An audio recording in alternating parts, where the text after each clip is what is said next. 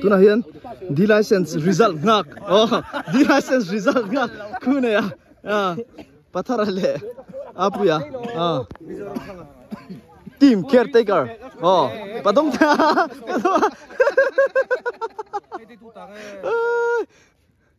ige ibaron vort na savea aste lâu còn phi thấy khớp mày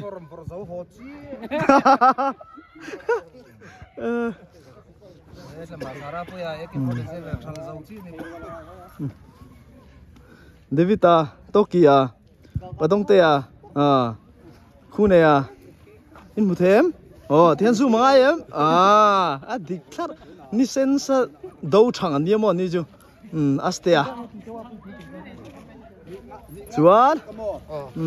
apuya nakal kan silen kan dai tazau chi khani pathara komo pathar ala thapar parania ji ngal par the trek tu na daran zanen to dar male sum male thumga so khorkori 90 hin la ma se anmel amu theilo nu pui le al than sangi le lal du thani pakhat om sok hello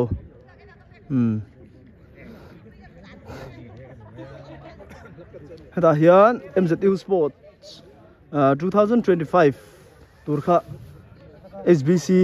player te an tlan vel me kani Sitea Republic ina enkol Republic pon to lo Valpuya hulam banga khan aneng lo to mark sheet is submit the entity Milo kan sau thế mình khan Pathling bazar ho ngai Pathling rem puya te hote wa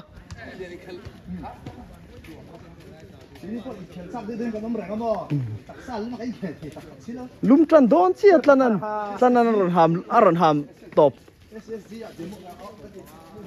ăn hàm đan cho lấy hàm tọt thế sẽ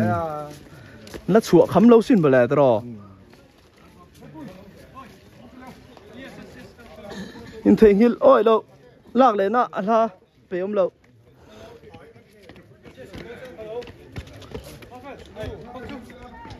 anh ta rồi alo ha anh chứ wow chắc là một trong hiện RG London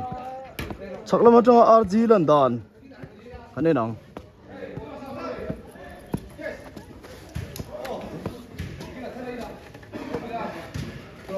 cái rượu mấy lại chưa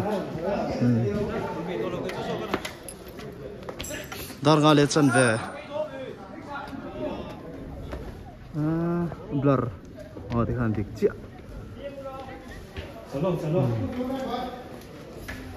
anh hô thầy khua thím tỏ đối tượng anh nu na vào đón họ về lẹ anh khéo ru anh nu na vào đón